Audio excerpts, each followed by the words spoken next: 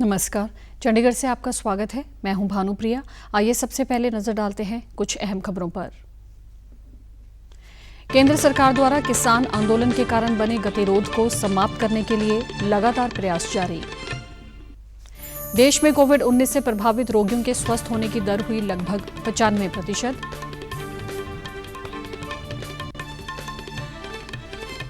और हरियाणा सरकार ने कमांड एरिया डेवलपमेंट अथॉरिटी को माइक्रो इरिगेशन एवं कमांड एरिया डेवलपमेंट अथॉरिटी के रूप में पुनर्गठित और पुनः पदनामित करने का लिया निर्णय।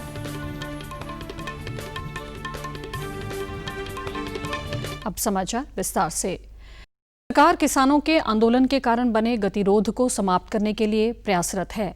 आज इस संबंध में केंद्रीय गृह मंत्री अमित शाह के साथ केंद्रीय कृषि मंत्री और वाणिज्य मंत्री पीयूष गोयल ने बैठक की। किसान आंदोलन के कारण आज की बैठक को बहुत ही महत्वपूर्ण समझा जा रहा है। फीकी के कार्यक्रम में आज रक्षा मंत्री राजनाथ सिंह ने कहा कि सरकार कृषि क्षेत्र को हमेशा ही आगे ले जाने के लिए कदम उठा रही है। उन्होंने कहा कि कोरोना काल के दौरान कृषि क्षेत्र ने महामारी के बुरे प्रभाव को कम करने में सहायता की है। उन्होंने कहा कि सरकार द्वारा हाल ही में किए गए सुधार किसानों के हित को ध्यान में रखकर किए गए हैं। Houses are full. There is no question of taking retrograde steps against our agricultural sector either. The recent reforms have been undertaken with the best interests of India's farmers in mind. We are, however, always willing to listen to our farmer brothers, allay their misgivings, provide them with assurances we can provide. Our government is always open to discussion and dialogue. रक्षा मंत्री राजनाथ सिंह ने कहा कि देश भर में अनाज की खरीद की जा रही है।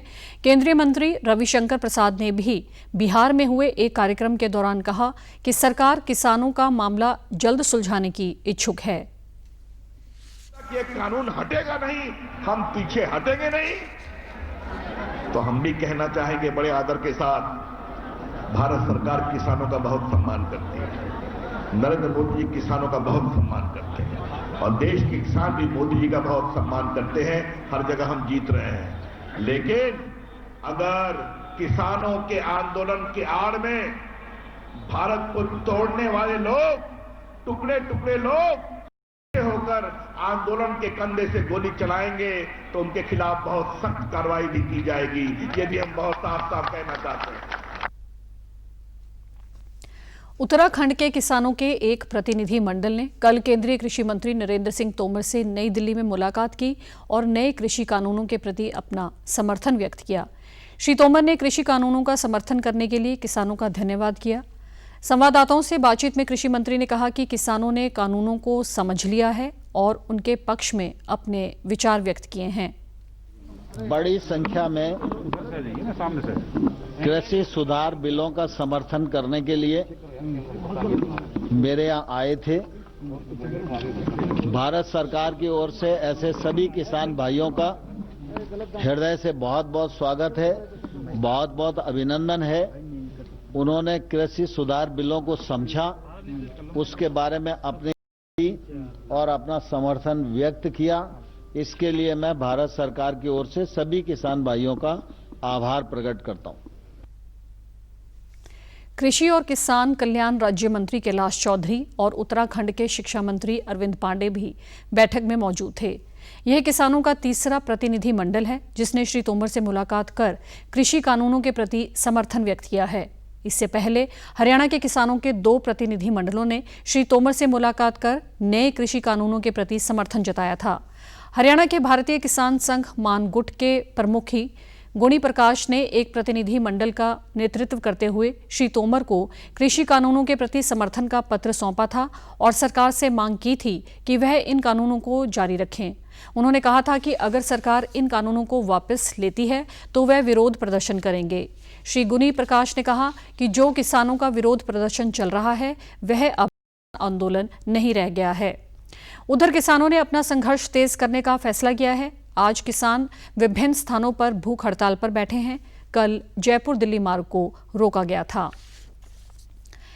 वित्त मंत्री निर्मला सीतारमण 2021-22 का बजट तैयार करने के मुद्दे पर आज नई दिल्ली में शीर्ष उद्योगपतियों के साथ विचार विमर्श कर रही हैं। वित्त सचिव डॉक्टर ए.बी. पांडे, आर्थिक कार्य विभाग के सचिव तरुण बजाज और मुख्य आर्थिक सलाहकार के.वी. सुब्रमण्यम सहित अनेक वरिष्ठ अधिकारी इस बैठक में उपस्थित हैं। पिछले कई वर्षों से वित्त मंत्रालय वार्षिक बजट संसद में पेश करने से पहले उद्योग और वाणिज्य संघों, व्यापारिक तथा निर्यात संगठनों के साथ विचार विमर्श कर उनकी सलाह लेता रहा है। रिजर्व बैंक ने धन के लेन देन की तत्काल सकल निपटान प्रणाली आरटीजीएस सेवा अब 24 घंटे के लिए शुरू कर दी है। आरबीआई के गवर्नर शक्तिकांत दास ने इस बारे में एक ट्वीट में उन्होंने कहा कि आरटीजीएस सेवा कल रात से वर्ष के सभी दिनों और 24 घंटे उपलब्ध कराने का फैसला किया गया है। रिजर्व बैंक के गवर्नर ने कहा कि भारत आरटीजीएस प्रणाली पूरे वर्ष और 24 घंटे संचालित करने वाले कुछ गिने चुने देशों में शामिल हो गया है।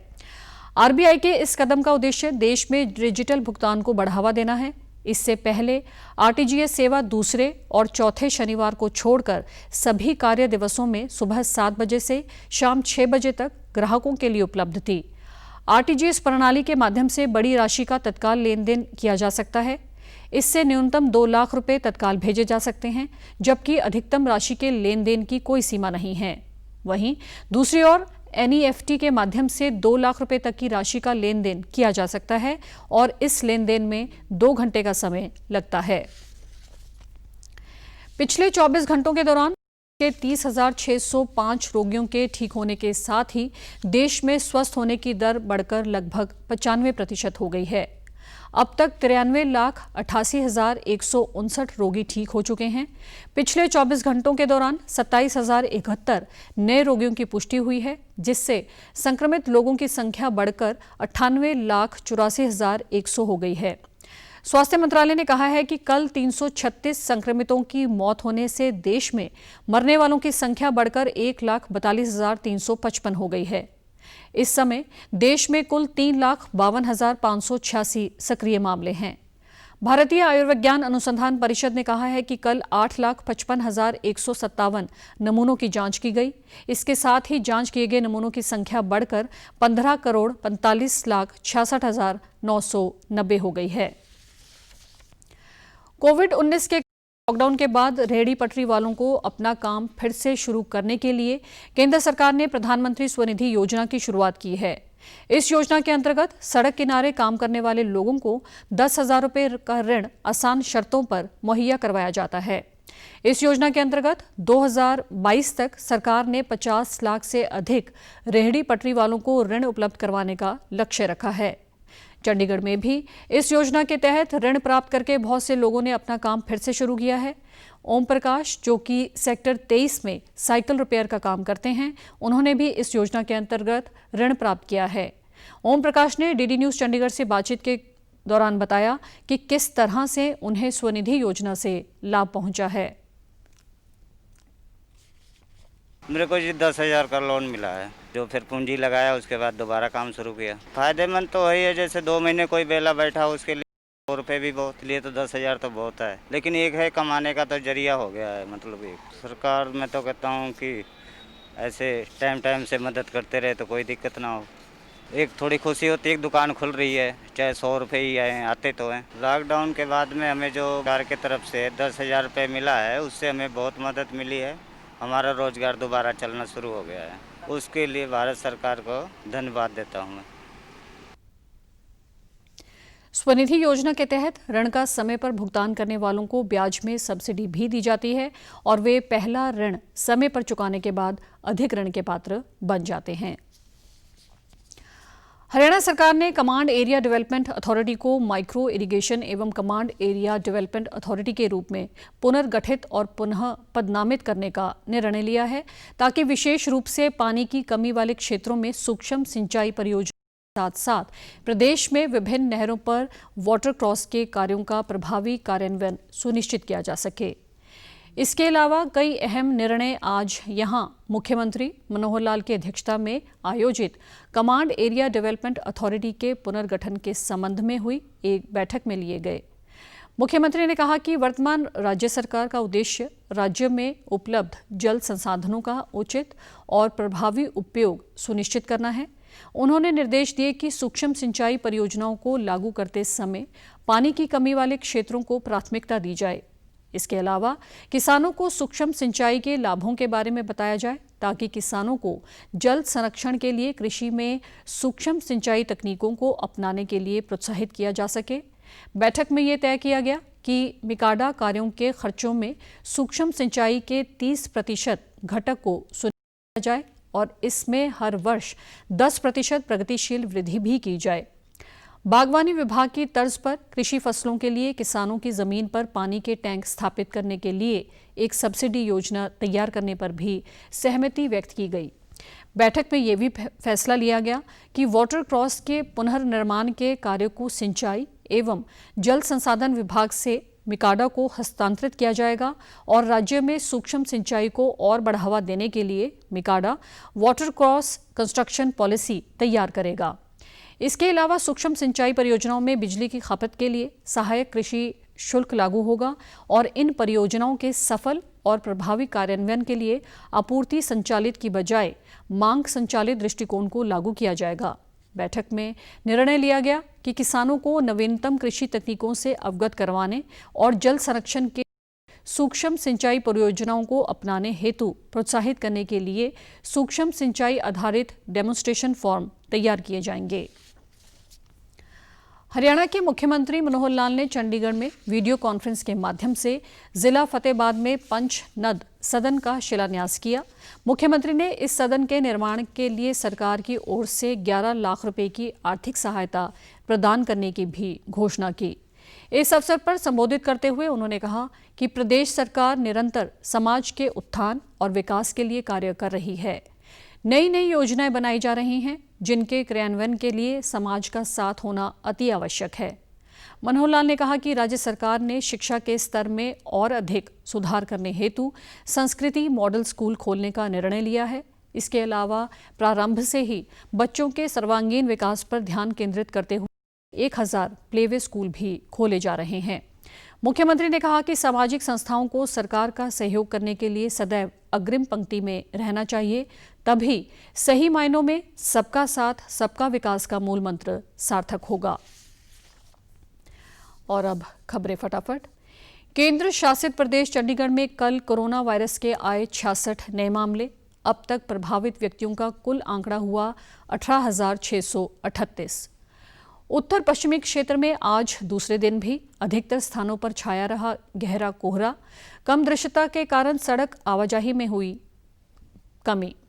कोरोना वायरस का खतरा अभी टला नहीं है, इसीलिए सभी से निवेदन है कि बाहर जाने के समय मास्क जरूर पहनें, सामाजिक दूरी बनाए रखें, बार बार अपने हाथ साबुन से धोएं और सैनिटाइजर का इस्तेमाल करें।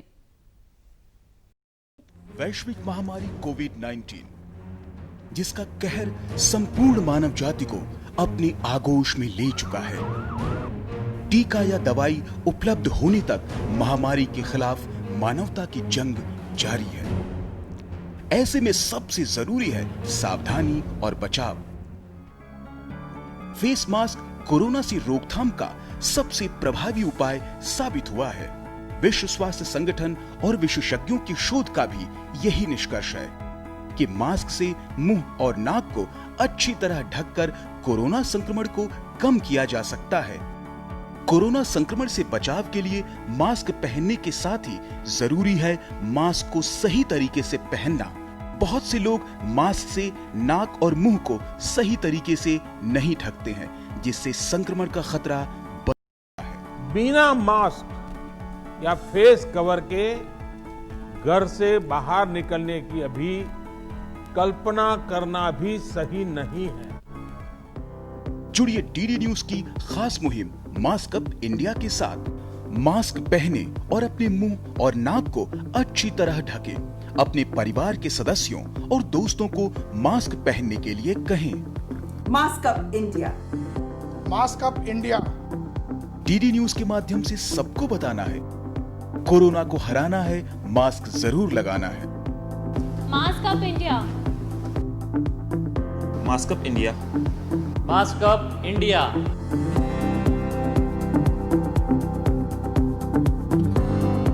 और आप अब हमारे समाचार YouTube channel DD news Chandigarh, Facebook DD news Chandigarh, Twitter handle DD news CHD पर भी देख सकते हैं।